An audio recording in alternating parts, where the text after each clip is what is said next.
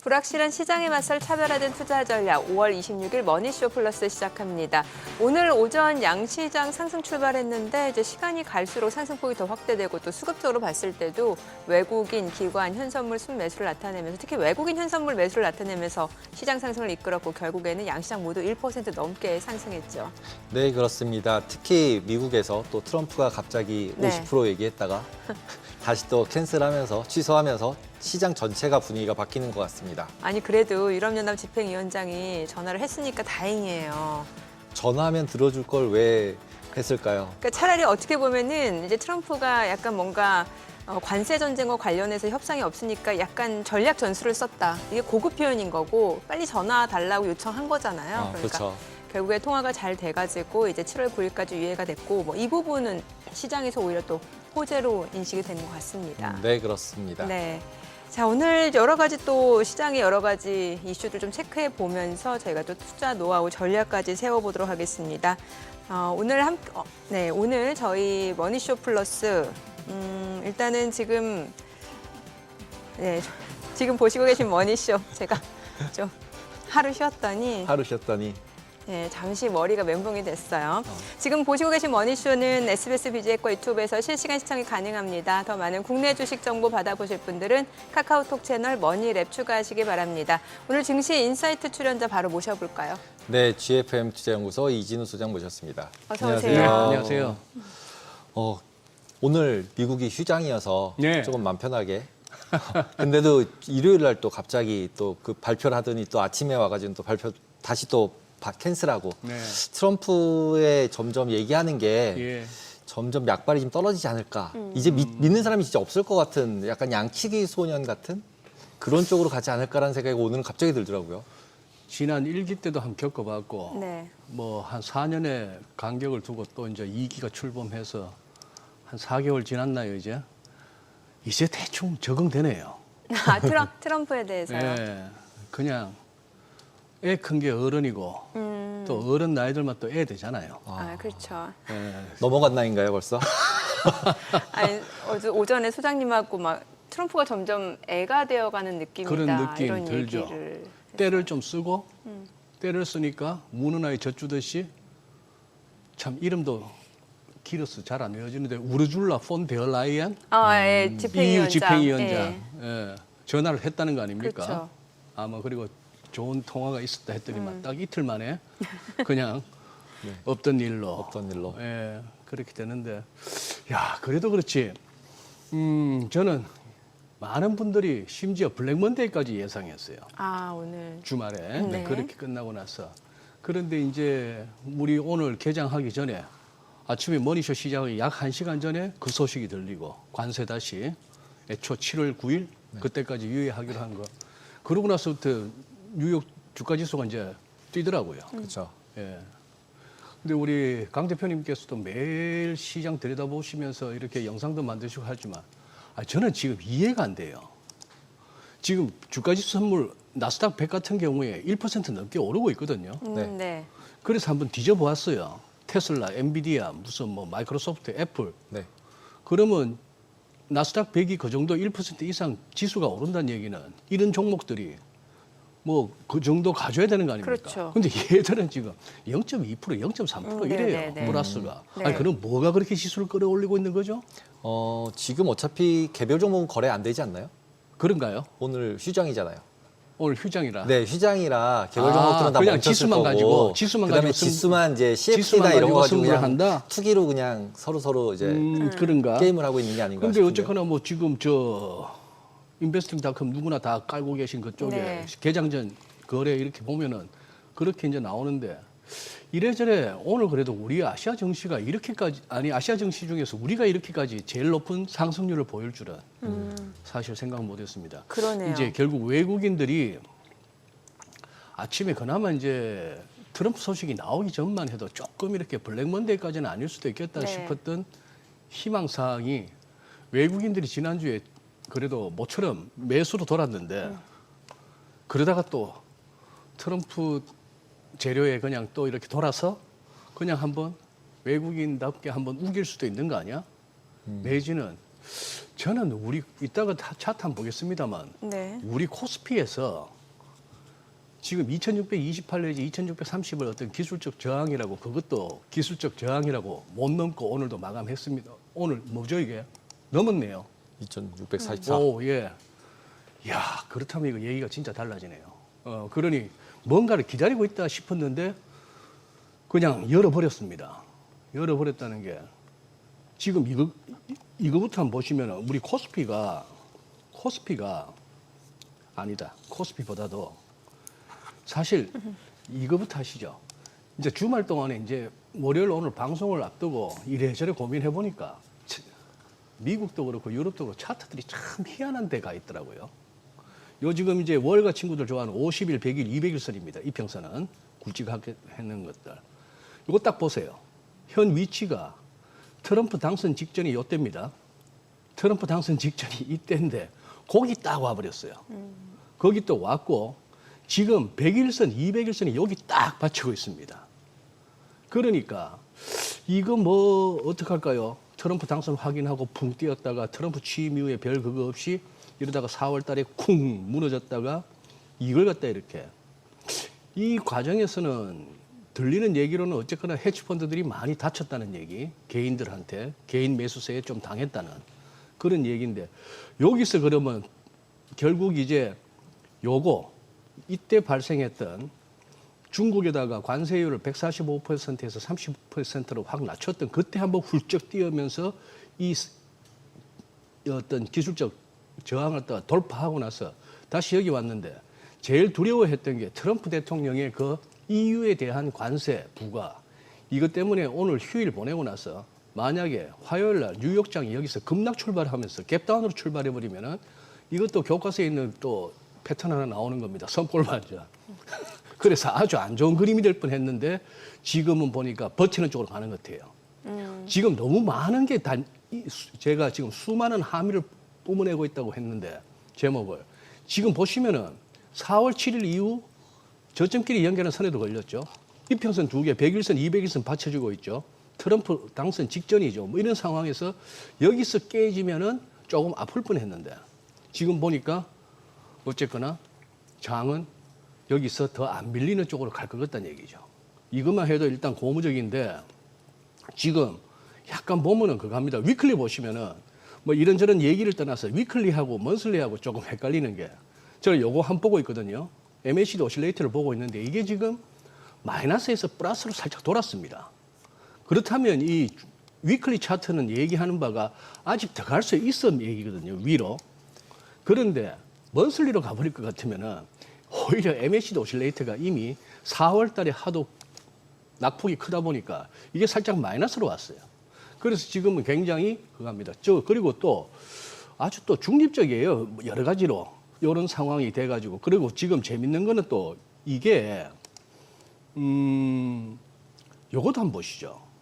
이것도 한번 보시면은 이 기준선인데 일목균형표상에서 이 검은색 선이 기준선, 오렌지가 전환선인데 기준선을 갖다가 뚫고 내려갈 정도로 시장이 무너졌던 때가 언제냐 하면은 지금 우리 기억할 수 있는 과거에는 이겁니다. 닷컴버블 무너질 때 하고 2008년 금융위기 때 하고 코로나 때였습니다.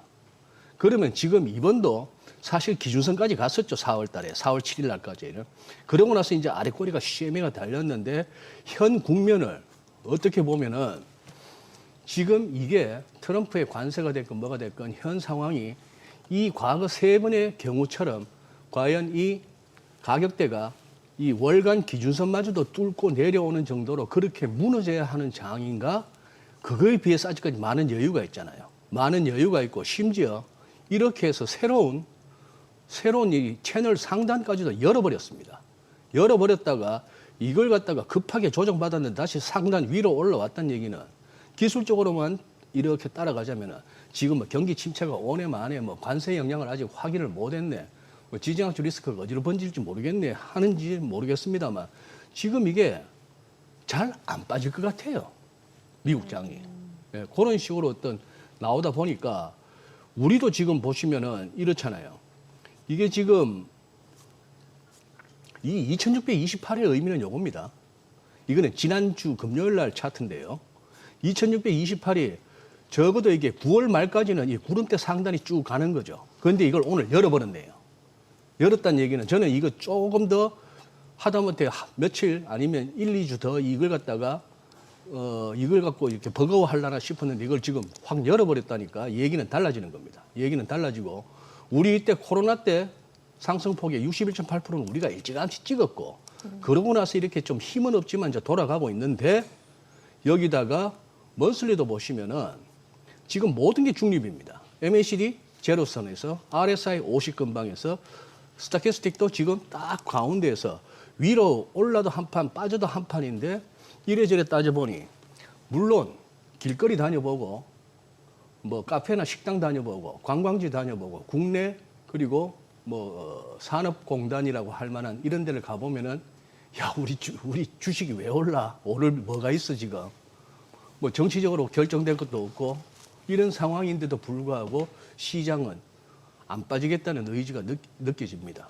그게 이제 계속해서 주말 그리고 오늘 장까지 보면서 이렇게 내린 저 나름의 잠중적인 결론입니다. 외국인이 그동안 너무 많이 팔았잖아요. 예. 새롭게 여기서 이제 위로 간다면 외국인이 들어와서 가는 거 아닐까요? 그럴 수도 있겠고 그들이 강 대표님 보시기에는 그들이 그 외국인들이 마음 바꿔먹은 제일 큰 이유가 뭐라고 보십니까? 일단 원달러가 바닥으로 내려가는 거 아닐까요? 1,300원대로 이제 확실하게 보이고 1,400원은 안 갈 것 같은 느낌 아닌가요, 이제는? 약간 느낌은 이제 1,400은 좀 무거워 보이죠. 무거워 보이고 1,300 원래는 이제 1,350원, 1,450원 사이 정도 있을 것 같은데 한 2, 30원씩은 밑으로 내려야 될 것 같은 레인지 자체가. 그렇죠. 그러니까 외국인 입장에서는 되게 좀 해피하잖아요. 우리가 지금 미국 주식하면서 분명히 미국 주식 올라가는데 계좌가 안 올라가요. 네. 네. 예, 맞아요. 네. 그렇게 되고 우리가 코스피 뭐 2,600 얼마 뭐 2,700 이러고 있지만 그 친구들이 따지는 거는 달러 갖고 들어와서 따지는 거니까 네. 달러로 환산한 지수는 지금 꽤 오르고 있거든요. 그리고 외국인들 입장에서는 한국 증시 나빼드죠. 좋죠. 네, 뭐 그런 상황도 보입니다. 네, 외국인도 외국인입니다만 지금 오늘 같은 경우는 기관 쪽 매수 규모가 엄청났거든요. 기관도. 예. 기관이 사실 유가증권 시장에서는 외국인의 4배예요. 오늘 기관이 4천억 원 넘게 순매수를 했고 외국인은 1,000억 원. 그러니까 근데 만약에 뭐 매수 규모라면 선물을 많이 사지 않았나요? 선물은 아니에요. 외국인이 500계약 좀 매도 우위. 선물이? 예, 마지막에 제가 확인을 해보니까. 그렇구나. 예. 우리나라 뭐 기관이 사면 누가 사죠, 보통? 이럴 때? 기관 지금 보니까 금융투자 쪽이면은 이제 개인 투자분들이 그쪽에 돈을 다 넣는 거 아니에요? 예? 금융투자 쪽이니까 예, 현선물 다 기관이 샀거든요. 현선물 다. 예. 혹시 연기금 쪽은 아니고요? 연기금이 있긴 한데 규모가 크진 않아요. 금융투자 쪽이 커요. 금융투자 쪽이다. 예. 금융투자는 다 차익 거래 아닌가요? 그 지금까지는 얼추 우리는 네, 뭐 선물 외국인이 외국인들 사주면 현물 금수가 사서 선물 들어와서 팔지 영양 않았나 사주고. 이렇게 네. 확인했는데 네. 현선물 다 샀단 다 말이죠. 예, 기관. 어, 그러니까 이건 해석을 어떻게 해야 되는지도 이제 알려주세요. 좀 개인 투자자들한테 칭찬 좀 듣고 싶으신가 보다. 수년째 그랬잖아. 어유 개관들 이러면서. 네, 개관이요.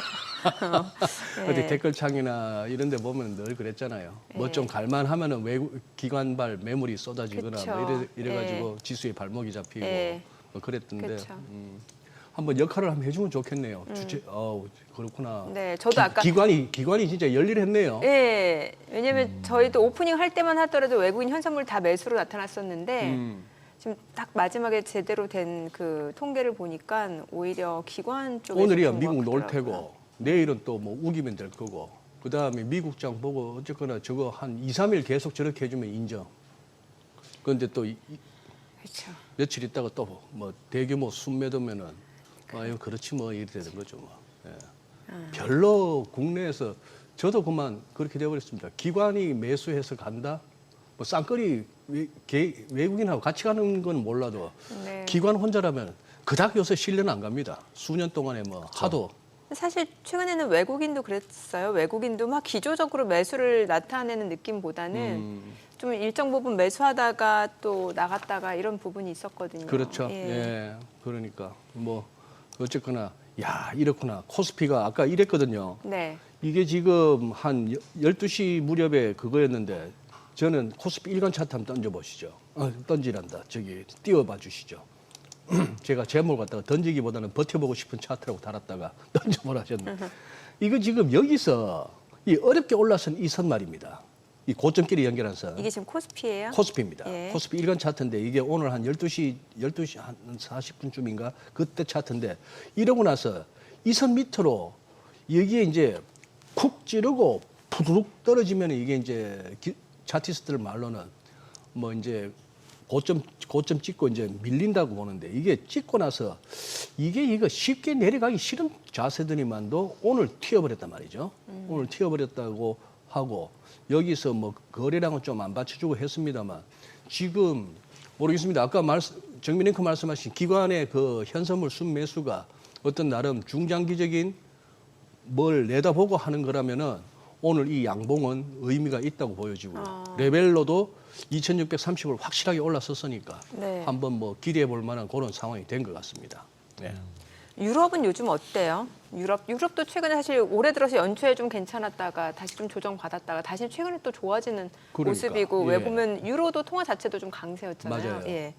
유럽도 사실 그러니 우선 유럽 보시면은 이거 한번 보시죠. 네. 차트 한번 보시면은 독일은 사상 최고치도 살짝 열었다가 그다음 프랑스, 이탈리아도 비슷비슷하네요. 예. 그래서 제가 이 슬라이드는 뭐 화면에는 안 나옵니다만 저는 제목을 그렇게 달았습니다. 뭐 이런데 굳이 국가마다 별도로 증시를 열 필요가 있는가? 아니 그 지금 딱 보니까 모양이 비슷해요. 모양이 다 똑같아요. 예, 예. 예. 모양이 다 똑같고 강 대표님 영상 저도 보고 왔습니다만 이 국채 수익률이나 주가 지수는 할 것 없이 전 세계가 거의 비슷하잖아요. 그게 또 신기해요. 예를 들어서 미국 국채가 수익률이 막 올라. 그러면 독일도 오르고 뭐 딴 데도 오른다. 그러면 같이 판단 얘기인데 그 판돈은 어디로 가죠? 그 판돈이 또 어디론가 가야 될 것 같은데. 채권 뭐 왔다 갔다 하고 있겠죠. 주식에서 채권으로 갔다가 채권에서 주식으로 왔다가 그래서 채권도 같이 움직이고 주식도 같이 움직이고 네. 이 나라에서 뺐다가 이 나라로 갔다가 이 나라로 갔다가 왔다 갔다 하고 있지 않을까요? 근데 이거 보시죠. 이거 지금 이게 유럽 쪽에 보시면은 아까 그 차트 다시 보시면은 딱 지난주 후반 가서 불안했던 게 이걸 갖다가 공을 갖다가 위로 확 한번 던져 보세요. 이렇게 쉐 가다가 이제 어느 정도 포물선을. 힘이 떨어지면 이제 끝에 가서 이렇게 직선으로 떨어지는. 예. 이게 약간 이렇게 하다가 이제 힘이 딸리는 모습이었는데 여기다 대놓고 EU에다 50% 하는 순간에 야 어쩜 저 차트에 맞춰서 저렇게 뉴스를 만드냐 싶었는데 이걸 갖다가 주말 보내면서 없던 일로 해버리니까 예. 얘도 일단 산소 마스크 담그었습니다. 버틸 것 같아요. 버틸 것 같고 이거 뭐 아시아 쪽도 마찬가지예요. 다 비슷하죠. 일본을 보나 중국 상하이를 보나 베트남을 보나 인도도 보나 뭐 그렇게 됐는데 어쨌거나 이번에 이 트럼프 대통령이 EU 관련해서는 말 바꾸기 하면서 증시 하락 압력을 완화했는데 이거 보시죠. 이게 뭐 이번에 사진은 아니지만 이 EU 집행위원장하고 월드 이코노믹 포럼, 다보스 포럼에서 이제 했던 그 사진을 갖다 놓고 했습니다만 어쨌거나 이 50% 관세 EU에 대한 이걸 갖다가 7월 9일까지 딜레이하기로 합의했다고 또 그다음에 이것도 크네요. 이시바 총리가 일본 네. 이시바 총리가 그래서 이제 미국과 이 관세 협상과 관련해서 뭔가 진전을 갖다가 만들어내겠다. 그리고 그 결과는 G7 정상회담에서 나올 거다 하는데 이게 이제 6월, 15월, 17일 캐나다에서 열리지 않습니까? 이제 얼마 남지 않은 그런 상황이고 그러다 보니까 아까 이제 자료 만들 때만 해도 이렇게 프리마켓에서 오늘 장은 안 열리지만 이렇게 네, 된 거죠. 지수는. 이렇게 됐는데 이번 주 궁금한 거는 요겁니다. 이 애플하고 엔비디아인데 실적? 엔비디아는 실적이 궁금하고 네. 얼마 전에 또 네이버 우리 혜진 회장님이죠. 거기 예, 하고 네. 네. 사진도 나오고 있는데 이 사진 보세요.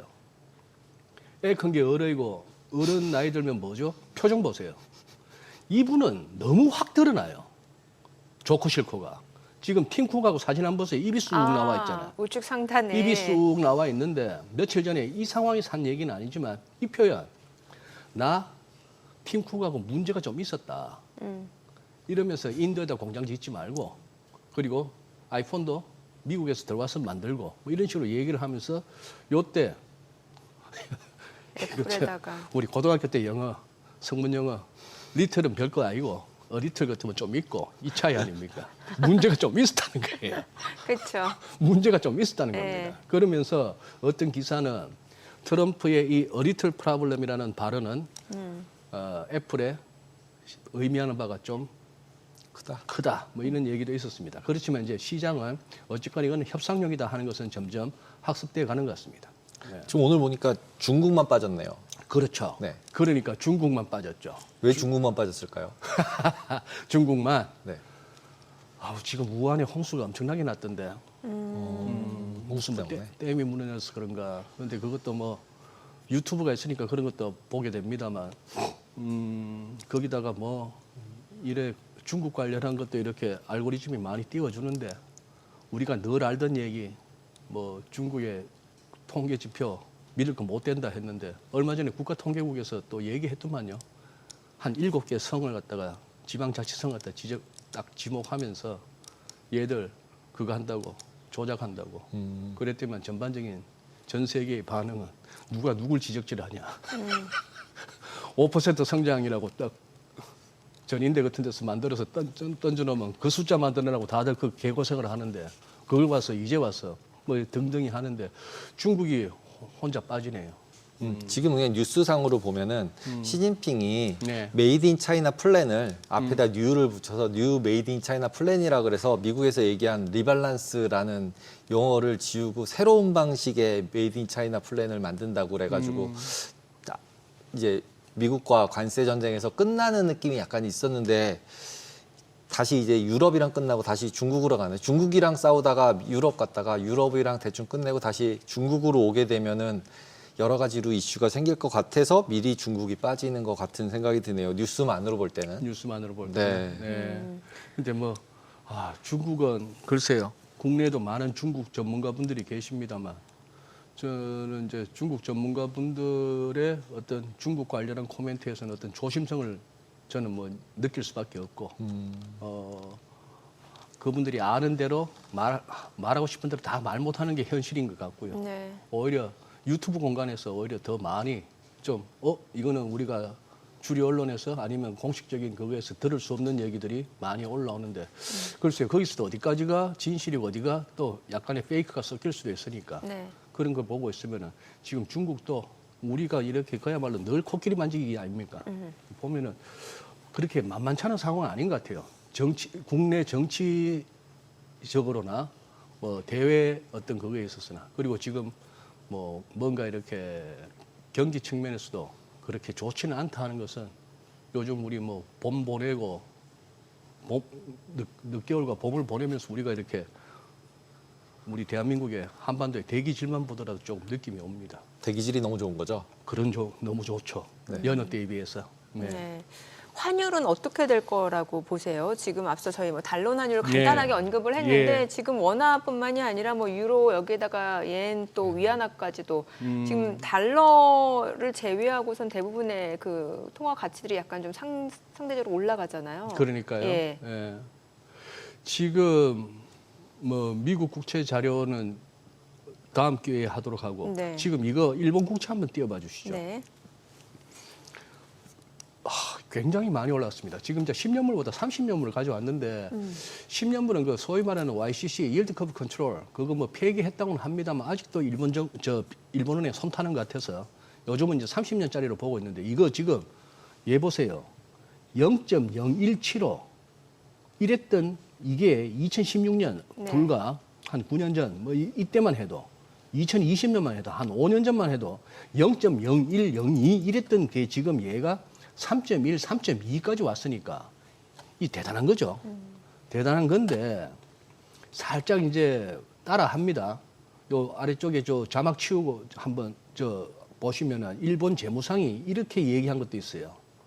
지금 미국채가 협상 카드가 될 수도 있다. 이거 약간 이제 트럼프 대통령 방식 아닙니까? 슬쩍슬쩍 던지는 거. 그래서 미국채가 자기들이 보유하고 있는 미국 국채가 협상 카드가 될 수도 있다라고 얘기하면서 환율 개입을 고려해서 운영하겠다는 얘기는 달러엔 환율이 너무 떨어져서 달러 매수 개입을 해야 되는 상황이 온다면 우리가 보유하는 국채 좀 줄일 수도 있다 하는 얘기인데 지금 이거 보시죠. 이것도 뭐 긴 얘기하기에는 앞부분 다 생략하고요. 앞부분 다 생략하고 지금 이거 느낌이 어떠세요? 저는 이 국면에서 이 이격도가 엄청나게 큰데 네. 저는 이 물동이인 안악내가 자꾸 떠오릅니다, 이거.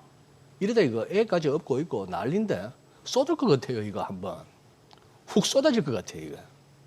쏟아질 것 같아가지고. 이거 쏟아져서 120엔 이런 데 가면 우리나라도 1,200원도 가야 되고 되게 복잡해지고 우리 수출도 해야 되고 저 이런데 사진이 어려울 것 같은데. 뜬금없이 저기 왜 붙어 있나 깨트리기를 원하시는 것 같은데요. 저 약간 궁금한데 저런 사진 다 어디서 찾으세요? 뭔가 이렇게 떠오르면 그냥 자 혼자 구글에서 한번 가장 적합한 거 탔죠. 네. 자, 이 얘기까지는 또 시간 부족으로 그거 합니다. 이거 지난번에 금요일 날 우리 아침에 신동준 교수께서 얘기했던 그 내용을 한번 좀 풀어서 말씀드리려 했는데 이거 다음 기회는 미루고 어쨌거나 이 140엔 무너지면 이거 어디까지 갈까 싶은 생각을 합니다. 140엔 무너지면은 이게 125까지도 최대한 열어놔야 되네요. 그런 상황이고 우리 왜 1360원, 1360원 했나 하면은 1360원 할 것 같으면은 이 선도 무너지고 구름대도 뚫고 내려와 버립니다. 이제 그런 상황이라서 지금 1360원이 깨질락나 하는 부분은 당장은 아닐 수는 있더라도 요거 달라인하고 같이 이제 가지 않을까 싶은 생각이 드는데요. 요거 궁금합니다, 이거. 그동안 급하게 내려왔는데 그냥 숨도 안 쉬고 그냥 바로 깰라는지 아니면 여기서는 조금 조정 나왔다가 갈라는지 모르겠는데 그러니 아까 그 안악내 네. 이거 말입니다. 네. 이때도 그 느낌이 왔고요. 정민혜 거 기억하시나요? 네. 이것도 제가 몇 주 전에 이거 왠지 쏟아질 것 같은데요 말씀드렸잖아요. 기억나요. 예, 예. 쏟아질 것 같다 말씀드렸고 대만 달러 하고 위안화 우리 원화 5월 5일, 5월 6일 때 그거 했을 때 뭐 저야 비겁한 시황으로 살살살 피하고 다닌 지 벌써 수년째 됐습니다만 그때 모처럼 한번 용기 내서 했던 말이 기존의 어떤 환해치 전략이 있겠으나 수출업체, 수입업체 네. 할 것 없이 조금 환해치 전략 한번 다시 다들 모여서 한번 고민해 보실 때가 아닌가라고 말씀드렸는데 지금 요거 조금 심상치 않습니다. 이걸 갖다가 왜 달러가 약세냐를 갖다 얘기하려면은 이 사람은 이렇게 저 사람은 저렇게도 얘기할 수 있는데 지금 시장 흐름으로 봐서는 달러가 쉽게 회복 잘 안 될 것 같네요. 벌써 흐름이. 모르겠습니다. 지금 여기서 이제 구름대가 시사하듯이 이렇게 해서 훅 튀어오른다? 네. 훅 튀어올라서 다시 1,400 간다?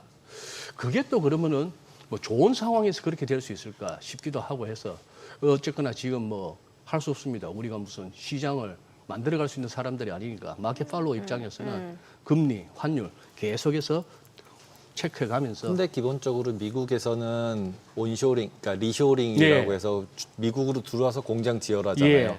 그러면은 지금 현재 삼성전자가 됐든 네. 누가 됐든 결국은 수출해가지고 받은 돈을 우리나라에서 뭔가 원화로 바꾸지 않고 다시 예. 미국으로 보내야 되는 상황이잖아요. 예. 그럼 밑에도 어느 정도 막히지 않을까요? 그럴 것 같습니다. 그래서 지금 그동안에 이제 대부분의 전문가들이 외환 전문가들이 1,300 많이 본 게 1,350원이었잖아요. 그쵸. 네, 1,350원이었는데 그래서 아까 보여드렸던 위클리 차트상의 그 저점끼리 연결했던 저런선이 쉽게 깨진다고는 안 봅니다. 쉽게 깨진다고는 안 보는데 지금 거의 뭐 1,480원, 90원에서 지금 여기까지 왔으니까 네. 여기에 대한 어떤 조정도 좀 있기는 있어야 될 것 같습니다. 또 여기서 뭐 뒤늦게 또 파는 건 아닙니다만 어쨌거나 중요한 레벨은 1,360원이 쉽게 무너지느냐 그때 가면 또 이제 너도 모르고 나도 모르는 얘기지만 왜 이러지를 또 한번 짚어봐야 될 것 같아요. 또 막 던지겠죠. 그럼 사야죠.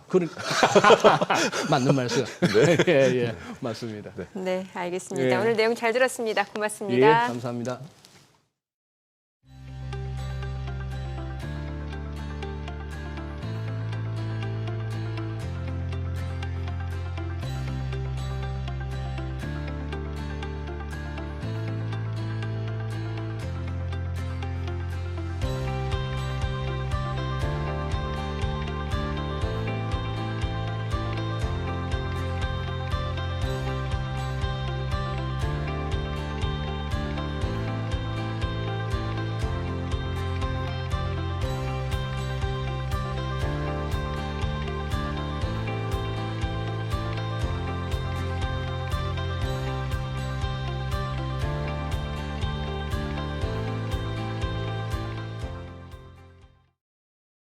오늘장 특징주부터 뉴욕 증시 리포트까지 정리해드립니다. 오늘장 가장 핫했던 섹터 혹은 테마부터 정리해 볼 텐데요. 그중에서도 삼성전자가 오는 2028년부터 반도체 패키징 공정에 유리기판을 도입할 가능성이 언급되면서 관련 종목들 일제히 강세 보였습니다. 가장 주목받았던 PI는 AI 비전검사 솔루션 사업을 영위하는 기업으로 올해 2월에 코스닥에 상장을 하기도 했는데요. 가장 크게 움직인 종목으로 26% 넘게 급등하면서 8,490원에 마무리가 됐습니다. 이어서 피롭틱스 같은 경우 보면 반도체와 디스플레이 공정 장비 사업을 영위하고 있는 기업이죠. 16% 오르면서 34,800원에 이외에 한빛레이저, 램테크놀로지, YC캠 등 관련된 종목도 오늘 전체적으로 올랐습니다. 이처럼 개별 재료를 보유한 종목들이 급등하는 테마 장세가 펼쳐진 만큼 애프터마켓에서도 비슷한 흐름이 이어지는지는 오후까지 확인해 보시면 좋겠습니다. 이어서 뉴욕 증시 종목에 대한 투자 의견 자세히 정리해드리겠습니다. 오늘은 중국 AI 대표주 바이두부터 글로벌 라이다 선두 기업인 허사이 그리고 미조 파이낸셜 그룹까지 총 3가지 종목 준비했습니다.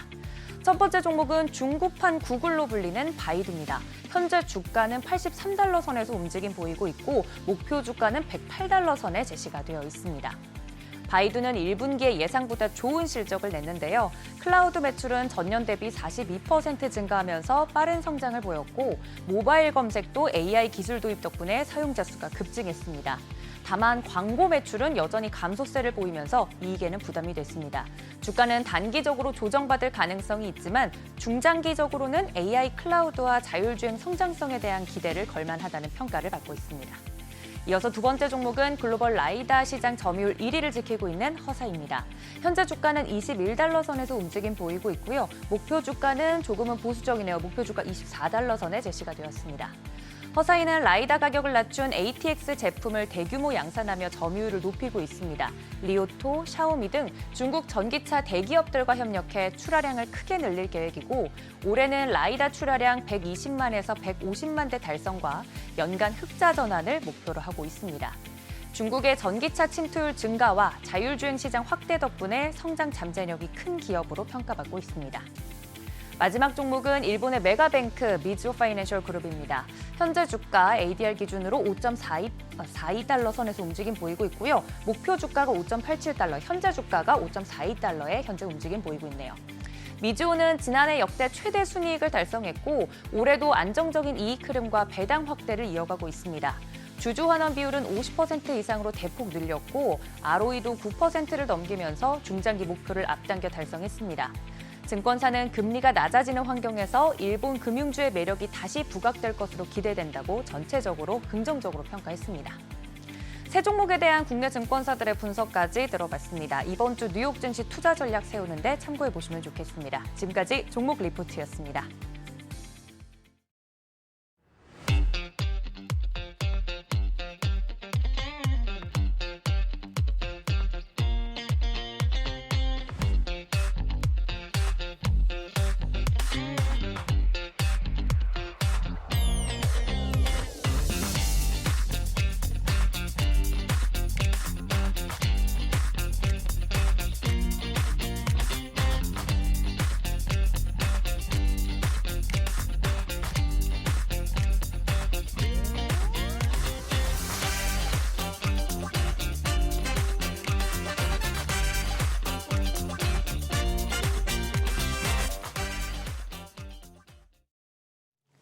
요즘 증시에서 가장 뜨거운 키워드 중 하나가 바로 양자 컴퓨터입니다. 한때 조용했던 종목들이 갑자기 폭등하면서 투자자들도 술렁이고 있는데요. 과연 기회일지 또 하나의 테마일지 오늘 머니주민에서 자세히 짚어보겠습니다. 신승우 미국 주식사관학교 대표 모셨습니다. 어서 오세요. 안녕하세요.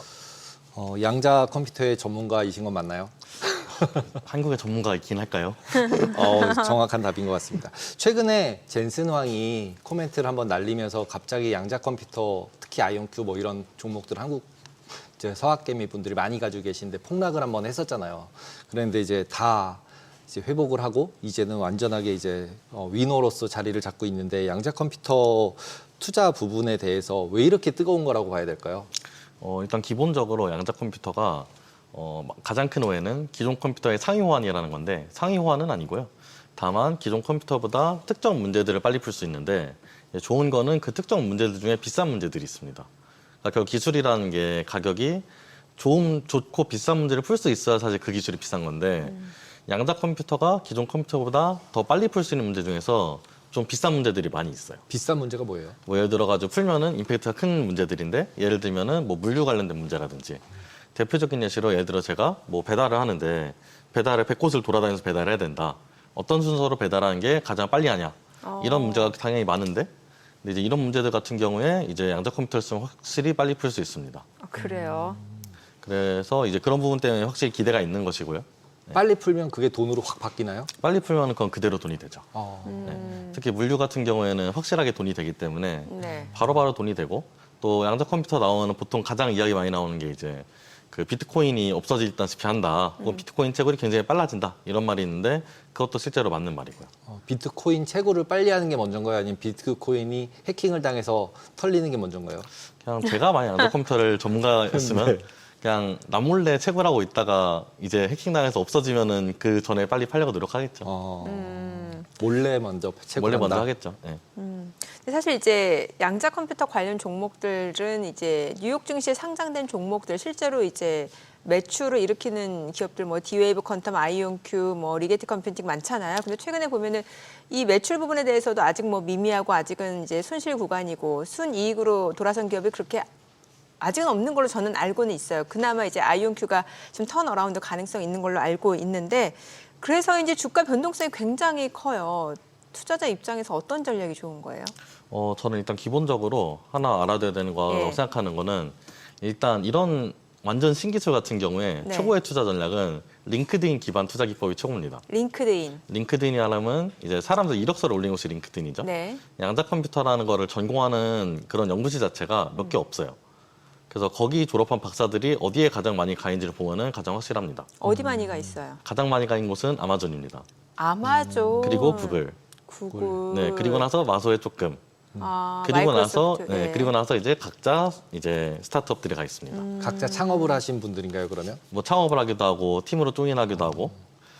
근데 이제 그런 경우로 봤을 때 사실 소위 말하는 빅테크들에서 양자 컴퓨터를 투자를 하기는 합니다. 네. 뭐 당장 구글 같은 경우에도 5% 올라간 적도 있었고요. 그리고 아마존 같은 경우에도 알게 모르게 투자를 많이 하고 IBM도 계속 지금 투자를 하고 있죠. 근데 이제 그런 상황에서 이제 빅테크들의 재물을 좀 보면은 네. 여기서 양자 컴퓨터에 투자하는 비중은 굉장히 작기는 해요. 그렇죠. 네, 그러니까 만약 내가 양자 컴퓨터를 가지고 투자를 하고 싶다 하면은 기본적으로는 그런 소형주를 많이 담고 이제 대형주들 중에서 양자 컴퓨터를 하는 회사들 그런 회사들 조금씩 담고 하는 식으로 하는 게 양자 컴퓨터라는 어떻게 보면 테마일 수도 있고 주제일 수도 있고 투자하고 싶으면은 그런 방식이 맞겠죠. 근데 이제 기본적으로는 이게 등락폭이 클 수밖에 없는 게 네. 매출이 나기는 나지만 아직까지는 다 POC, 즉 Proof of Concept. 네, 그러니까 한마디로 지금 테스트해보는 단계에 가까운 거고 네. 이게 산업 전반에 널리 쓰이는 거는 조금 거리가 멉니다. 그렇기 때문에 당장 이게 상용화가 될 거라고 생각하기는 조금 어렵고요. 그래서 그런 부분에서 봤을 때 상당히 지금은 좀 불안한 상황이 아닌가.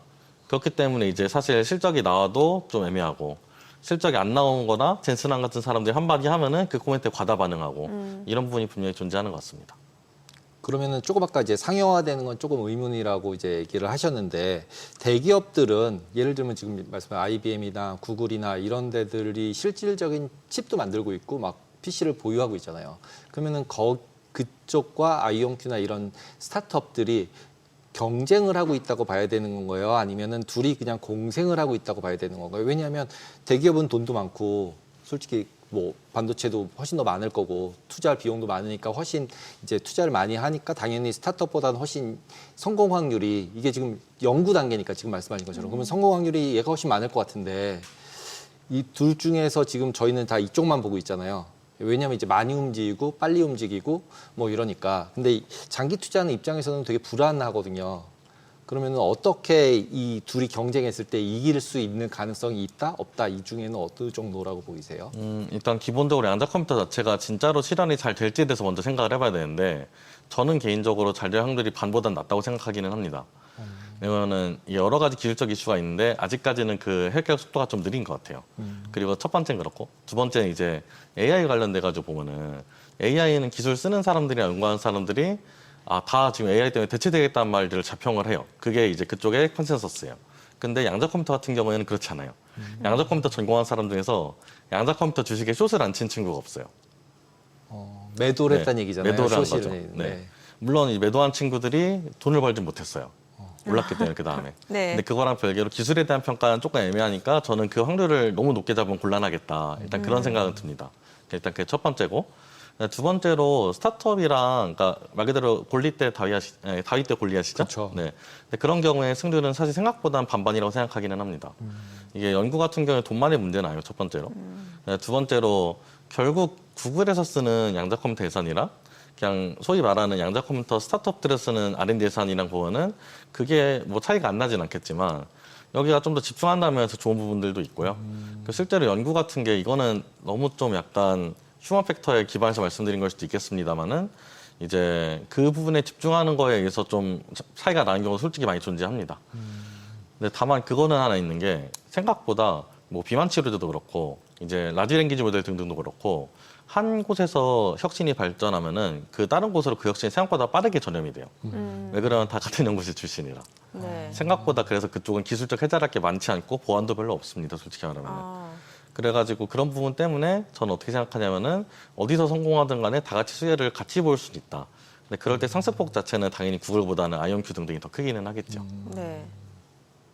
근데 왜 그 아이온큐하고 뭐 리게티 컴퓨팅하고 또 이제 구글에서 지금 하고 있는 양자 컴퓨터 보면은 제가 알기로는 방식이 두 가지로 분류가 되잖아요. 그럼 어느 쪽이 더 투자자 관점에서 조금 더 상용화 측면에서 빠르게 나타날 수 있을 것 같아요. 이온 트랩하고 초전도체 쪽하고. 근데 저는 솔직히 그거는 진짜 잘 모르겠어서 모르겠고 그리고 저희가 알 수 있는 내용도 솔직히 네. 하라 아니라고 생각을 네, 하는 네. 게 실제로 뭐 소프트웨어든 하드웨어든 그런 표준 프로토콜이 어떤 게 기술적으로 우월하다고 해서 시장을 좀 약간 장악하지도 않았고 네. 반대로 기술적으로 좀 부족하다고 해서 시장에서 밀리지도 않았거든요. 그거는 정말 그때 상황 따라 좀 많이 달랐고 네. 그렇기 때문에 둘 중 하나를 약간 픽하려는 시도는 제 생각에는 쉽진 않은 거라고 생각합니다.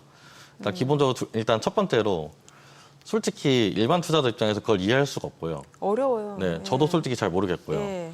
저는 여기에 나온 이유는 제가 양자 컴퓨터를 실제로 조금씩 쓰기 때문에 나온 건데 쓰는 입장에서는 솔직히 어떤 원리로 만들어졌는지에 대해서는 큰 상관은 솔직히 없습니다. 어떻게 사용하시는 거예요? 지금? 저희는 산업계 문제를 풀 때 조금씩 POC로 써봅니다. 산업계 문제를 예를 들어 물류 문제 같은 아까 말씀드린 거라든지 아니면 그런 최적화 문제들에서 가끔 쓸 수 있는 부분들이 있습니다. 네. 그래서 그런 부분들에서 약간 저희도 약간 연구하는 차원에서 조금씩 써보는데 네. 사실 이게 2019년부터 써볼 수 있었습니다. 예. 2019년부터 애주어라는 이제 MS의 마이크로소프트의 예. 이제 그 클라우드를 통해서 써볼 수가 있었는데요.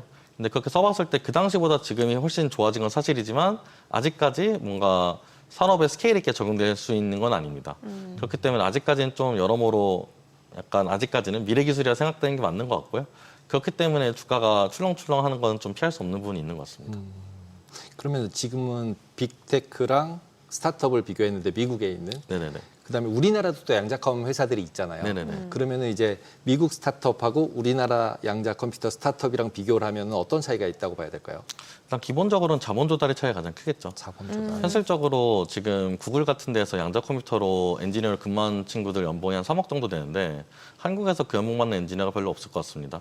그 말인즉슨 결국 인적 자원의 차이가 날 수밖에 없는 부분이 있고 예, 그래가지고 그런 부분들이 사실 가장 실질적으로 크리티컬할 거라고 생각하고요.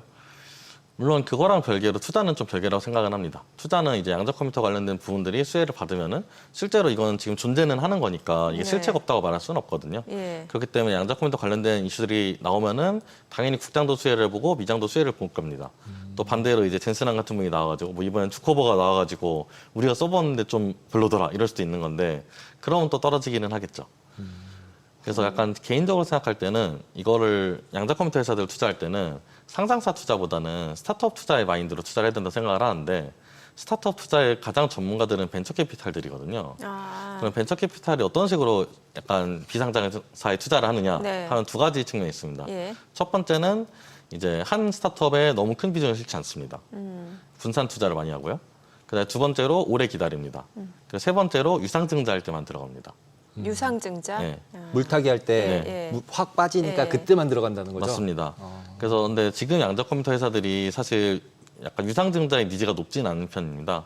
지금 주가는 좀 높아지고 있기는 하지만 런웨이 자체 5년, 4년 정도씩 보통 남아있기 때문에 지금 당장 유상증자 일어날 가능성이 많지는 않지만 이제 한 런웨이가 한 2년 정도 남았을 때쯤에 그때쯤에 뭔가 주가도 꽤 올라있다 싶으면 유상증자를 시도할 수 있죠. 근데 그런 때 뭔가 내가 양자 컴퓨터에 대한 미래에 확신이 있으면은 그럼 그럴 때 들어가는 게 맞다고 생각을 하는데 그때도 막 내 자산의 90%를 양자 컴퓨터에 넣겠다. 이거는 제가 볼 때는 굉장히 위험한 선택이라고 생각하고요. 이제 큰 수준을 넣기는 제가 볼 때는 좀 불안한 테마라고 생각합니다. 그러네요. 지금 이제 실체가 없는 건 아니지만 그렇다고 확실한 지금 매출이라든지 이제 실적이 뒷받침되는 건 아니기 때문에 좀 비중 조절은 필요하다라는 말씀을 주셨고 네, 또 맞습니다. 말씀 주신 내용 보면 어떤 한 종목에 집중적으로 투자하는 것도 약간 위험해 보이긴 하는데 이거는 저의 생각이긴 예. 한데 양자 컴퓨터 회사들이 당연히 다 다른 기법들을 가지고 똑같은 문제를 풀게 접근을 하고 있는데 네. 여기서 최종 승자가 누가 될지는 솔직히 저는 알 수가 없는 게 맞다고 생각합니다. 그렇기 때문에 이런 경우에 계란을 한 바구니 담는 거는 굉장히 위험한 것 같고요. 네. 물론 어떤 확신이 있고 내가 내부 정보가 진짜 있든지 뭔가 다른 확신이 있어서 담는 네. 거는 그거는 개인의 초이스겠지만 네. 저는 그런 정보가 없고요. 네. 그렇기 때문에 만약 제가 양자 컴퓨터를 투자를 해야 된다면은 아마도 일단 지금 있는 회사들 중에서 소위 말하는 리딩하는 회사들 몇 군데 있죠. 네. 그런 회사들에 이제 거의 균등하게 배분해서 넣어놓지 않을까 생각합니다. 그러면 그냥 ETF 사면 되는 거겠네요. 맞습니다. 그러면은 이 양자 컴퓨터 ETF가 이제 한국에도 있고 미국에도 있잖아요. 상하는 네네네. 게. 그러면은 일단은 두 개 중에서 골라라 그러면 아까는 그것도 반반 남아야 되나요? 저는 그냥 구성 보고 담을 것 같긴 한데 사실 그거는 큰 차이 없지 않을까 큰 차이는 싶고요. 없다. 네. 실제로 미국 ETF 상장할 때 규제가 상당히 있어서 그 안에 실제로 보면 엔비디아도 들어가 있고 구글도 들어가 있고 합니다. 그래서 알아서 아까 제가 말한 뭔가 다른 빅테크 중에서 양자 컴퓨터 관련 회사들도 반강제로 담게 되고요. 그렇기 때문에 너무 막 그거에 대한 고민은 크게 안 해도 될 것 같은데 다만 전체 자산에서 얼마의 비중을 담을까에 대한 고민은 좀 많이 필요하다고 생각하는데 개인적으로 전공자들이 보통 잘 맞추지 못합니다. 전공자들이 잘 맞추면 전공자들이 지금 돈을 쓸어 담고 있었어야 되는데 AI 전공자 중에 엔비디아를 많이 사는 사람이 그렇게 많지가 않습니다. 저 그 말에 진짜 동의를 하는 게 한참 그 엔비디아하고 AMD 한참 엔비디아 주가 막 올라가기 전에 그때만 해도 그 엔비디아가 $200 할 때였어요. 그러니까 많이 비싸다 한 이게 2년 전인가 그랬어요. 근데 그 AI 쪽 전문가 교수님이 제 같으면 엔비디아보다 AMD를 산다고 그렇게 얘기를 하시더라고요. 그래서 역시 중이 제 머리는 못 깎는구나. 근데 그런 또 생각을 그건 했어요. 있는 게 중이 제 머리를 못 깎긴 하는데 네. 모든 중이 비슷한 소리라면 그것도 조금 귀담아 들어봐야 됩니다. 그러니까 이제 자기 머리를 잘 깎지 못하는데 네. 그 모든 중이 다 똑같은 소리라고 있으면은 그렇죠. 좀 그거는 약간 좀 들어볼 만도 한데 양자 컴퓨터는 솔직히 저도 물리과 출신이기도 하고 네. 주변에 석사 때 양자 컴퓨터 이론적 뭐 그런 베이스도 연구를 했고 했는데 양자 컴퓨터 관련된 모든 전공자분들이 다 기본적으로 부정적이긴 합니다. 너무 알아서 그런가 봐요. 그럴 수도 있고 근데 실제로 지금 말씀하신 것처럼 대다수의 중에 한만 다 같이 일관되면은 믿을만한데 네. 일부 사람만 하면 믿을 수 없다 그랬는데 지금 양자는 그러면 전문가의 대부분이 네거티브예요. 거의 그런 것 같긴 합니다. 제가 만나본 사람 중에서는 그 매체로 본 사람 포함해서 아이온큐 전 대표님 빼면은 긍정적으로 말하는 사람이 없었긴 합니다. 네. 그 처음에 창업주 네네네. 그 우리나라 교수님. 예. 네네네.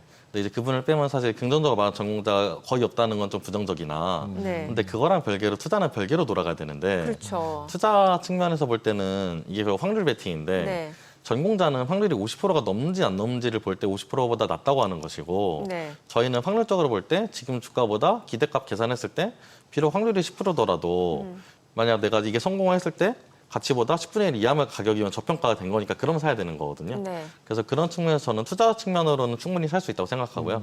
다만 이제 기술이 확정적으로 미래에 이루어질 것이냐 하면은 그거를 긍정적으로 보기는 조금 어려울 것 같습니다. 그거는 좀 불안한 부분이 있습니다, 아직. 그래요.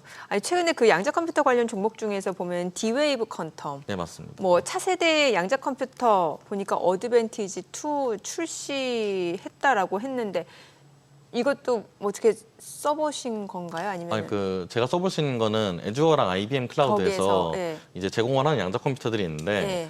거기에 붙어 있는 것 중에서 일부는 시뮬레이터고 일부는 진짜 아이온큐 혹은 뭐 몇몇 이제 회사들의 실제 양자 컴퓨터 붙어 있다고 네. 말을 하는데 네.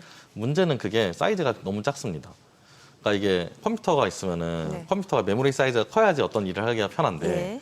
여러분들 램 사이즈가 작으면은 컴퓨터가 아. 크롬도 안 켜지는 것처럼 이게 그 양자 컴퓨터도 큐빗이라는 게 있어서 네. 큐빗의 개수가 많아야 좋은 문제들을 풀 수 있는데 보통 지금 큐빗의 개수가 한 20개에서 30개 언저리 정도 됩니다. 진짜 많은 게 100개 정도. 예. 근데 그 정도로는 산업계 문제들을 풀기에 솔직히 많이 부족합니다.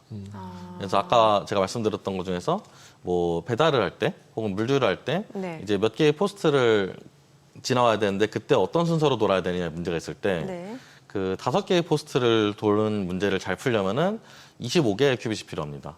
그 정도면 그 정도면 지금까지 일단 아이온 컴퓨터 나올 수 있는 최고 수준인데 네. 근데 사실 그거를 풀어와도 구글 OR로 푸는 것이 낫습니다. 구글에서 그런 거 풀려고 나온 툴이 있는데 그냥 지금은 모든 개수에 대해서 다 양자 컴퓨터보다는 솔직히 사용 컴퓨터가 더 잘하긴 하는 게 현실이고요. 그래서 제 생각에는 이제 이론적으로 어느 정도 이런 걸 계산해 볼 수 있는데 비트코인을 채굴할 때 실제로 얼마만큼 양자 컴퓨터 클라우드 비용이 필요한 것인가 했을 때 지금 비트코인 가격보다 대략 2배 정도만 있으면 된다 하면은 그때부터는 좀 가시권인 것 같거든요. 근데 지금 한 10,000배 정도 들긴 합니다. 10,000배가 들어요. 네. 아. 그러니까 아직까지는 좀 멀지 않았나 생각하긴 합니다. 네. 근데 또 보통 왜 주가는 그렇게 어떤 실체에 대한 기대감이라든지 그런 게 있을 때 움직이기 마련이니까. 네, 맞습니다. 네, 말씀해 주신 대로 이제 투자군 좀 별개로 좀 봐야 되긴 하겠네요. 네네. 그래서 기술적으로는 아직까지는 미연. 하지만 실체는 존재한다. 실제로 쓸 수가 있으니까요. 그렇기 때문에 완전 부정적으로 볼 필요는 없지만 그리고 투자는 충분히 할 만합니다. 그래서 단기에 악재가 나왔을 때, 젠슨항 발언 같은 게 나왔을 때 그럴 때는 분명히 기대감이 계속 있는 종목인 건 몇 번 증명했다고 생각을 합니다. 대표적으로 아이온큐 대표님이 퇴사했을 때도 그때도 주가가 좀 많이 내려갔다가 다시 회복을 했거든요. 그러니까 분명히 매수하는 인원은 존재하는 것이고 그러면 그 인원들의 물론 상당수가 한국 기민인 것 같기는 합니다만 어쨌거나 그런 인원은 존재하기 때문에 그런 부분에서 봤을 때 제 생각에는 많이 떨어졌을 때 이제 추가 매수를 조금씩 하는 거는 할 만하다. 다만 자산에 큰 비중을 넣는 거는 조금 고민을 많이 해봐야 될 것 같다 생각합니다. 네, 오늘 내용 잘 들었습니다. 고맙습니다.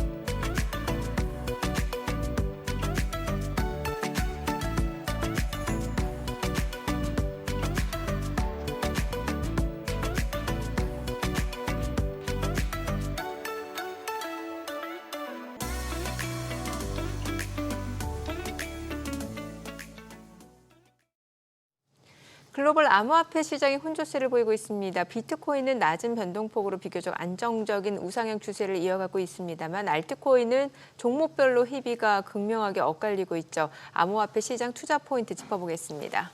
오늘은 Undefined Labs 조동현 대표 모셨습니다. 어서 오세요. 안녕하세요. 네, 안녕하세요. 최근에 암호화폐 시장에서 일단 비트코인하고 알트코인하고 확실하게 나뉘고 있는 것 같은데 투자하는 관점에서 봤을 때 알트코인을 이제는 쳐다봐도 되는 시기가 된 건가요? 비트코인 대비 알트코인 시장 자체가 굉장히 좀 불안해하고 있습니다. 네. 아무래도 비트코인하고 이더리움 같은 경우는 미국에서 ETF가 만들어지고 나서 기관 투자자들의 이제 수급이 꾸준하게 이제 들어오고 있는 상태이고 매주 보더라도 1조 원이 넘는 자금들이 계속적으로 들어오고 있습니다. 그 반면에 이제 알트코인은 기관 매수세가 좀 제한적이다 보니까 물론 이제 간접적으로 그 펀드들을 만들어서 계속적으로 자신들의 투자 포트폴리오에 이제 그 편입은 하고 있지만 그 규모 자체가 좀 제한적이라 알트코인 시장에 좀 그 상승이 좀 더딘 것 같습니다. 그럼에도 불구하고 알트코인 시장 자체는 계속적으로 우상향하고 있고 좀 선별적인 상승이 좀 지난 상승장하고는 좀 다른 모습이라고 좀 말씀드릴 수 있습니다. 지금 뭐 트럼프 대통령 관세 전쟁이 좀 잠잠해지나 싶었는데 주말 사이에 다시 한번 유럽연합을 향해서 뭐 50% 부과하겠다, 다시 7월 9일까지 유예하겠다면서 재점화되는 양상인데 아직까지는 불확실성 계속해서 있다 보니까 투자자 입장에서 보면은 뭔가 조금 위험 자산에 대해서 좀 선호하는 게 좀 강하게 이제 좀 투자하기가 쉽지 않은 분위기가 이어지고 있는데 이것도 역시 좀 암호화폐 가상자산에 영향을 줄 수밖에 없을 것 같거든요. 네, 맞습니다. 이제 비트코인 같은 경우가 이제는 이제 증시랑 같이 움직이고 있습니다. 네. 말씀 주신 대로 이제 지난 금요일에 이제 유럽향 이제 관세가 50% 이제 부과가 됐고 것이다. 6월 1일부터 뭐 시행될 것이라는 뉴스가 나오자마자 이제 비트코인 같은 경우 이제 11만 달러를 이제 돌파했다가 다시 좀 주저앉은 모습입니다. 근데 이제 주말 동안에 트럼프 대통령께서 이제 그 7월 달로 좀 유예하겠다라는 이제 속보가 알려지면서 다시 한번 이제 반등을 주고 있는데요. 이런 모습 자체가 비트코인도 하나의 이제 금융 자산으로서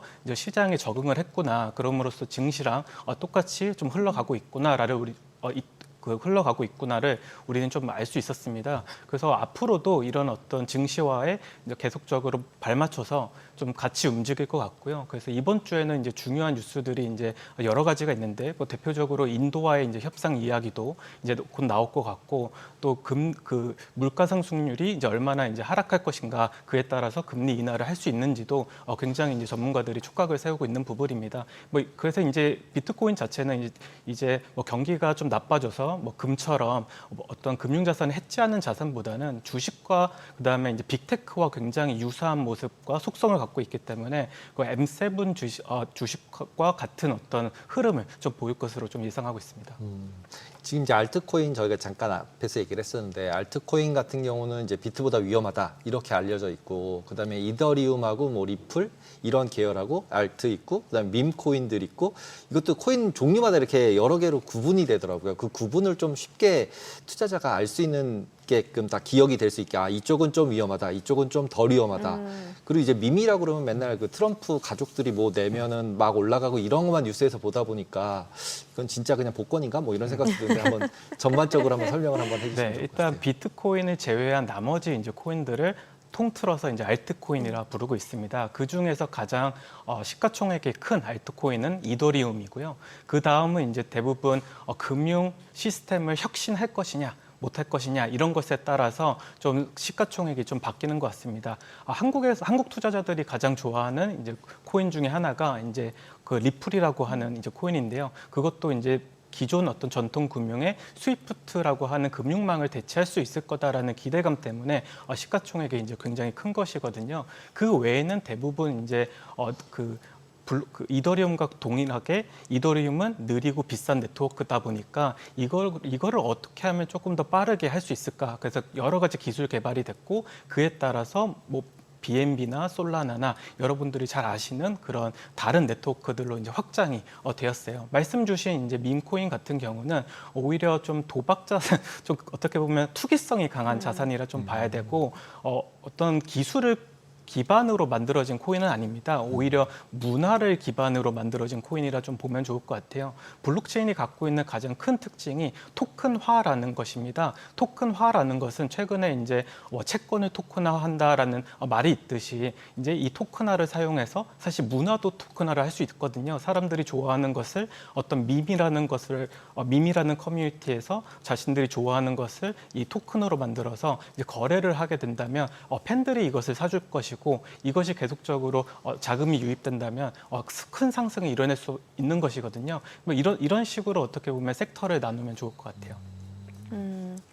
알트코인이 사실 지난주까지만 해도 좀 주목을 받았던 것 같은데 뭔가 이제 6월부터 지금 알트장 강세를 기대하는 투자자분들이 굉장히 많아졌어요. 그런데 지금 상황만 놓고 봤을 때는 아직은 그런 조짐이 보이지 않거든요. 알트코인 투자하신 분들이 제 주변에 보면 비트코인보다 더 많아요. 네, 한국이 굉장히 특이한 시장입니다. 네. 이제 미국이나 다른 어떤 유럽 시장을 보면요, 대부분 일주일 동안 놓고 봤을 때 거래 상위 종목이 전부 다 비트코인입니다. 네, 네. 하지만 한국은 전부 다 알트코인이거든요. 그러니까요. 그만큼 알트코인 투자하는 사람들이 굉장히 많은데요. 네. 이 알트코인 시장이 상승장에 안 왔다고 얘기하는 사람들이 많습니다. 하지만 2023년도 10월부터 사실 알트코인 시장은 상승세를 타고 계속적으로 올라가고 있거든요. 사실 리플만 놓고 보더라도 그래요. 예, 1,000원 이하였다가 지금 3,000원까지. 네. 근데 리플은 아까 질문하려고 말하는데 원래 리플은 지금 이제 뭐 웹 3.0 이런 거 얘기할 때 리플은 웹 2.5라고 얘기를 하고 있고 아까 말씀하신 것처럼 스위프트를 대체한다라고 자꾸 얘기를 하면서 금융 코인이다. 그리고 이번에 트럼프 정부에서 제일 수혜를 많이 볼 거다. 이렇게 밀고 있잖아요. 근데 그 스위프트를 왜 대체를 해야 되지?라는 물음표가 하나 저는 던져지더라고요. 전통 네. 금융시장에 있었던 사람의 입장에서는 네. 스위프트를 그냥 돈 내는 것 때문에 이걸 바꿔야 되나? 그랬을 때 이거를 미국에서 스위프트라고 하면 달러의 모든 흐름을 모니터링하는 시스템인데 이거를 미국이 가만둘까? 근데 그걸 트럼프가 한다고 계속 그래요. 그럴 가능성이 있는 거예요, 근데? 오히려 이제 스위프트에 참여를 못한 이제 국가들이 최근에는 이제 스테이블 코인이라는 것을 통해서 조금 자신들의 좀 그 시장을 넓히려고 하는 것 같아요. 기존까지만 하더라도 전부 다 이제 달러 기반의 또 시장이었고, 근데 이런 어떤 짜여져 있는 판에 속하지 못하는 최근에 이제 러우 전쟁이 일어났을 때도 러시아나 중국 같은 경우도 이제 굉장히 스테이블 코인을 활용해서 이제 무역을 하거나 뭐 이런 모습들이 보였거든요. 그래서 어떻게 보면 제한적인 어떤 국가들에서 뭐 이런 양상이 좀 보이는 것 같고, 이제 앞서 그 질문 주셨던 게 스위프트를 굳이 대체해야 되냐라는 질문 주셨잖아요. 저는 개인적으로 대체할 필요가 없다고 저는 생각하는 사람 중에 하나예요. 그럼에도 불구하고 이런 어떤 금융망 자체를 사용 못하는 국가들은 명확히 있거든요. 그 사람들한테도 어떤 금융 서비스를 제공한다는 입장에서는 뭐 리플이 가지는 의미는 좀 있다고 봅니다. 다시 한번 이제 알트코인, 알트 불장을 기대할 수 있는지. 근데 2023년 작년부터라고 했네. 23년 23년 10월부터 10월부터 이미 시작이 됐다라고 말씀 주셨잖아요. 예. 네, 이미 근데 체감은 시작이 안 그래요. 아무래도 이제 투자자들이 관심을 갖게 된 것이 24년도 초반부터일 거예요. 아무래도 그래서. 이제 트럼프 대통령께서 이제 아무래도 많은 어떤 정책들을 좀 가지고 오셨고, 그 정책 네. 변화에 따라서 비트코인이 굉장히 큰 상승이 일어났잖아요. 그러다 보니까 알트코인은 상대적으로 많이 못 오른 거다라고 생각하시는데, 사실 리플만 보더라도 굉장히 큰 상승을 해냈고요. 최근에는 이제 수이라고 하는 새로운 네트워크도 곽강을 받으면서 사실 저점 대비해서 5배에서 6배 정도 상승한 모습을 보였습니다. 그래서 어떻게 보면 우리가 선별적인 투자를 해야 되는 시장으로 좀 바뀌었다. 그래서 네. 21년처럼 유동성이 굉장히 풍부해서 모든 것이 오르는 시장은 이제는 반복되지 않는다. 그래서 조금 유심히 좀 볼 필요가 있습니다. 그럼 알트 중에 뭘 사야 되는 거예요? 선별적으로. 최근에 이제 최근에 알트코인 시장에서 사람들이 관심 갖는 게 좀 이거 저도 신기했습니다. 주식 시장하고 굉장히 비슷해졌어요.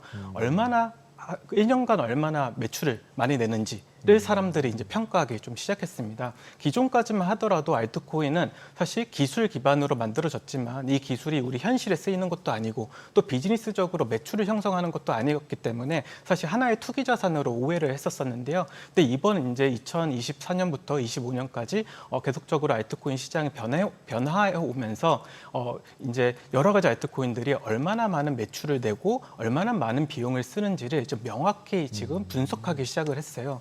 그래서 재밌게도 상위 10%, 매출 상위 10%에 관련된 코인들은 지금 2배에서 3배 이상 사실 오른 상태입니다. 그래서 사실 주식 시장하고 이제 똑같은 모습을 좀 보이고 있다. 이제 평가 기반으로 이제 코인을 이제 매수하고 매도하는 시장이 돼버렸다라고 좀 말씀드릴 수 있을 것 같습니다. 지금 매출이라고 말씀하신 게 알트코인이 주식이라고 하는 것처럼 재무제표들이 나오고 그 회사가 어떤 비즈니스를 해서 수익이 나는 거가 공시가 되는 곳이 있나 보네요.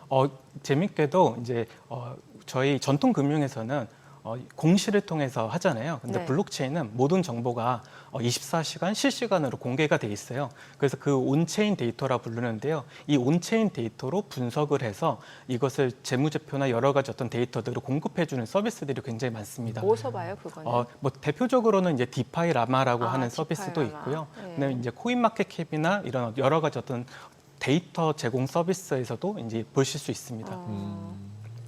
그냥 검색해서 볼 수 있는 건 아니에요. 뭐 챗GPT한테 물어봐서. 챗GPT가 요즘 굉장히 고도화가 많이 돼서요. 예. 챗GPT한테 물어봐도 그러니까 나올 사실 것 같은데요? 나옵니다. 예, 링크 네. 주소를 보내주거나. 네. 예. 분석할 수 있어요. 그러니까요. 예. 그러면 GPT한테 예를 들면 알트코인 중에 수익을 내는 알트코인을 찾아줘. 그러면 찾아주겠네요. 네, 찾아주고 이제 상위 10위 안에 드는 것들을 좀 눈여겨 보면은 네. 굉장히 이제 좀 좋은 전략이 될 것 같아요. 그럼 주식시장이 진짜 비슷해졌네요. 그러면 이제 스테이블코인 쪽으로 넘어가서 지니어스법, 지니어스 액트라고 이제 계속 얘기가 나오고 이게 통과가 돼서 뭐 비트도 더 간다 그러고 알트도 더 간다 그러고 막 얘기가 나오고 있고 이런 상황인데 실제로 보면은 아까 뭐 알트 얘기하셨지만 그 리플은 많이 갔지만 이더가 너무 못 갔잖아요. 그래가지고 이더리움 가지고 있는 사람들이 되게 슬픈 건데 솔직히 ETF를 똑같이 만들었어도 이더리움은 못 갔잖아요. 맞습니다. 실질적으로. 근데 그런 특별한 이유가 있나요? 그리고 이렇게 해서 지니어스 법이 통과가 되면 진짜로 알트코인들이 수혜를 보나요? 아니 지니어스 법이 뭔지부터 설명을 그렇죠. 해주셔야 네. 돼요. 지니어스 법 같은 경우는 이제 스테이블 코인 관련된 좀 법안입니다. 이제 주요 골자는 어떤 것이냐면요. 기존까지만 해도 이 스테이블 코인을 발행하는 방법이 여러 가지가 있었어요. 달러와 1대1 패깅해서 발행되는 방식도 있었고 네. 또 알고리즘을 활용해서 또 만드는 방식이 있었습니다. 근데 알고리즘 방식 자체는 지난 이제 22년도에 테라루나 사태 때문에 사실 사람들이 다시는 좀 보지 않는 방식이 돼버렸고요. 그러다 보니까 이 스테이블 코인을 발행하는 회사들이 어떤 방식으로 그럼 스테이블 사업을 계속적으로 지속해야 되냐라는 것에 대한 좀 해결 방법을 좀 제시해 준 건데 지금 현재 나와 있는 것으로는 이제 지급 준비금을 갖춰야 된다. 그리고 지급 준비금만큼 이제 발행을 할 수 있다. 그럼 지급 준비금을 담보로 하는 자산들의 구성은 어떻게 해야 되냐? 바로 달러 자산과 그다음에 현금성이 높은 자산으로만 좀 구성을 해야 된다라고 좀 그 시장에 내놓은 것입니다. 그래서 지니어스 법이 이제 통과가 된다고 하면은 결국 미국 국채가 사실 수요가 굉장히 높아지는 효과가 있죠. 최근에 이제 그 전문가들의 말에 따르면 이제 3빌리언 달러가 넘는 자금들이 순식간에 사실 그 국채 매입 수요로 작용할 것이다라고 하는 사실 발표도 있었었거든요. 그런 것들을 봤을 때는 굉장히 이제 우호적인 법안이고 이제 두 번째 말씀 주셨던 게 지니어스 법이 통과되면은 알트코인 오를까라는 말씀을 주셨거든요. 근데 현재 스테이블 코인이 21년 대비해서 20% 정도 더 발행이 되고 있어요. 그 말은즉슨 기관 투자자들의 어떤 발행 속도가 굉장히 빨라졌다는 것입니다. 근데 이 스테이블 코인을 단지 이제 교환의 수단으로 사용하는 게 아니라 이 투자사들 같은 경우는 스테이블 코인으로 어떤 이익을 창출해야 됩니다. 투자사들이 가장 싫어하는 게 잉여 자금이거든요. 그렇기 때문에 이 스테이블 코인으로 어떤 활동을 할 수 있냐라고 했을 때는 스테이블 코인 스테이킹을 할 수 있고 스테이킹이라고 하는 것은 은행에서 예치하는 것과 동일합니다. 그리고 예치한 자산을 빌려줘서 이자를 수취하는 사실 비즈니스를 할 수 있어요. 그래서 은행업을 할 수 있다는 것입니다. 이런 것들을 했을 때 그러면 어디서 할 것인가라고 하면 결국 이더리움 위에서 많은 부분이 일어날 것이고 그러면 이더리움에 대한 어떤 트랜잭션이 일어났을 때 이더리움은 수수료가 발생되고 소각하는 효과가 있거든요. 그에 따라서 이더리움의 가격 상승이 동반할 수는 있죠. 결국은 네. 이더리움 네트워크 안에서 실제로 스테이블 코인들도 왔다 갔다 하면서 비용을 내야 되기 때문에 이더리움이 수익이 나니까 상승할 수 있을 것이다. 이렇게 말씀을 하신 거네요. 네, 맞습니다. 그러면 이제 스테이블 코인들도 종류가 많잖아요. USDT, USDC, 그다음에 리플도 낸다 그러고 그렇게 여러 개의 스테이블 코인이 나오면 얘네들끼리의 차별성이나 아니면은 마켓 쉐어 전쟁을 할 텐데 그냥 거래량 말고 다른 뭔가 스페셜한 것들이 있나요? 스테이블 코인에 사실 누가 가장 많은 점유율을 가져갈 것이냐는 사실 거래소가 정합니다. 왜냐하면 거래소가 유통에 대한 힘을 갖고 있잖아요. 그렇기 때문에 미국에서 가장 유명한 스테이블 코인은 USDC입니다. 반면에 이제 중화권이나 아시아에서 가장 유명한 것은 USDT예요. 그것은 전부 다 거래소가 지원을 해주냐 안 하느냐에 따라서 사실 시장 점유율이 바뀌는 것이거든요. 그래서 사실 최근에 USDC가 많은 사실 점유율을 올리고 있는데 네. 이것은 사실 미국에 기반하고 있는 코인베이스 때문에 그래요. 그래서 사실 USDC를 발행하는 서클이라는 회사의 사실 매출의 60%를 이 코인베이스가 가져갑니다. 그렇기 때문에 코인베이스는 계속적으로 USDC를 유통할 수밖에 없죠. 그리고 USDT를 계속적으로 발행 못하도록 막고 있는 형국이고요. 그 반면에 사실 바이낸스나 다른 어떤 글로벌 거래소들은 전부 다 USDT를 제공하고 있습니다. 그렇기 때문에 사실 다른 어떤 신생 스테이블 코인이 들어와서 점유율을 올릴 때 그 거래소와 얼마나 많은 협약을 체결하는지가 가장 중요한 요소인 것 같습니다.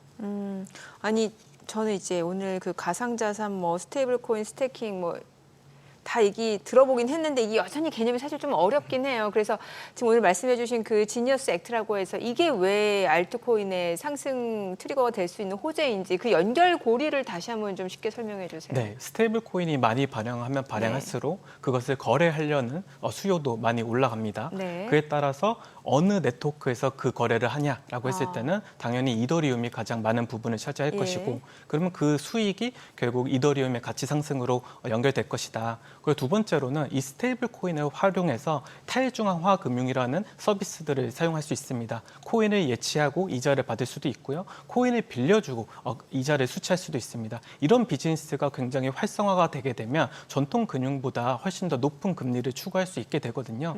그렇기 때문에 이 스테이블 코인이 결과적으로는 다른 알트 코인을 매수하는 작용을 좀 일으킬 수가 있습니다. 대표적으로 이더리움에서 가장 큰 이 탈중앙화 거래소는 커브 파이낸스라고 하는 곳입니다. 근데 커브 파이낸스는 스테이블 코인끼리 묶어갖고 서로 교환할 수 있게 해주는 플랫폼이거든요. 근데 플랫폼을 많이 이용해서 수수료가 나오면 그 코인을 발행한 회사는 그 코인을 시장 매수해서 다시 소각시킵니다. 그렇기 때문에 시중에 유통되는 코인의 양은 계속적으로 줄어들고 그에 따라서 코인의 가치가 우상승할 수 있는 좀 모멘텀을 갖게 되는 것이죠. 이런 것들이 계속적으로 많아질 것이고 또 그것을 중개하는 플랫폼들도 많으니까 그 중개하는 플랫폼들도 결국 알트코인을 발행한 회사고 그에 따라서 알트코인 시장이 계속적으로 좋아질 수 있다고 하는 겁니다. 아까 전에 제가 리플 얘기했었는데 리플이 제일 많이 올랐잖아요. 올해 들어서 그 리플 같은 경우에 실제로 그러니까 미국 정부가 실질적으로 지원을 하고 있냐 안 하고 있냐라는 게 저는 제일 의심이 되더라고요. 그 말할 때는 지원을 한대요. 트럼프 뭐 이런 데서. 근데 뭐 정확히는 알 수는 없지만 어느 정도 연동이 돼 있다고 봐야 될까요? 일단 말씀하신 게 너무 정확하십니다. 매번 말만 있고 사실 실질은 없는 게 사실 리플이라는 회사가 항상 해오던 것이거든요. 그렇기 때문에 저는 개인적으로 그것을 좀 믿지 않는 사람 중에 하나고 다만 이제 그 월드 리버티 파이낸셜이라고 해서 이제 트럼프 일가가 만든 하나의 이제 회사가 있습니다. 이제 블록체인 관련된 회사인데 이 회사에서 리플과 협약을 발표한 적은 있어요. 그렇기 때문에 어느 정도 소통은 하고 있구나라고 좀 짐작은 할 수 있는 거죠. 근데 리플과 관련된 이제 호재라고 하죠. 이런 호재는 사실 아직 확정되었지는 않았지만 지금 그 USDC를 발행한 서클사를 인수하려고 하고 있거든요. 근데 이 인수가 되게 되면 큰 의미를 저는 갖는다고 생각을 해요. 왜냐하면 리플사가 스테이블 코인을 발행했지만 이것을 유통할 플랫폼이 없었습니다. 거래소가 지원을 안 해줬던 거죠. 하지만 USDC는 지금도 엄청 많은 거래소들이 유통을 맡아주고 있거든요. 그래서 오히려 그 서클사를 인수를 해가지고 USDC와 자신들이 만든 어떤 그 리플 관련 스테이블 코인을 유통할 수만 있다면 리플의 가치가 더 올라갈 수 있을 거라 생각해요. 하지만 이제 미디어에서는 서클사가 좀 비토를 뒀다. 인수 제안은 들어왔지만 아직 의미 있게 진행된 바는 없다라고 얘기하지만 또 이 블록체인 관련된 전문가들은 이거 성공 가능성이 있다. 왜 그러냐면 서클사가 IPO를 하려고 했었는데 조금 재무적으로 좀 어려워서 좀 힘든 상황을 겪고 있거든요. 그래서 어떻게 보면 자금력이 풍부한 리플사가 이제 그 서클사의 어떤 상장을 좀 도모할 수 있지 않을까라고 하는 의견들도 계속적으로 나오고 있는 지금 실정입니다. 네, 오늘 내용 잘 들었습니다. 고맙습니다. 이제 오늘 뉴욕 증시는 이제 메모리얼 데이니까 휴장이고 사실 그 사이 주말 동안 나온 이슈가 또 이제 내일 우리 증시하고 우리 증시 오늘 아시아 증시는 또 좋았잖아요. 뭐 중국 증시 빼고는. 네, 내일까지 이러한 기운이 계속해서 이어질 수 있을지도 좀 궁금해지네요. 오늘 되게 코인 얘기 재밌었습니다. 저는 멘붕이에요, 멘붕. 너무 용어가 어려워요. 네. 저희 방송 중에 전해드린 내용과 관련해서 모든 투자 판단의 책임은 투자자분들께 있다는 점 알려드립니다. 머니씨 오늘 여기까지입니다. 여러분의 모든 경제 SBS 비즈가 함께하겠습니다. 저희는 내일 오후 3시 30분에 찾아뵙겠습니다. 고맙습니다.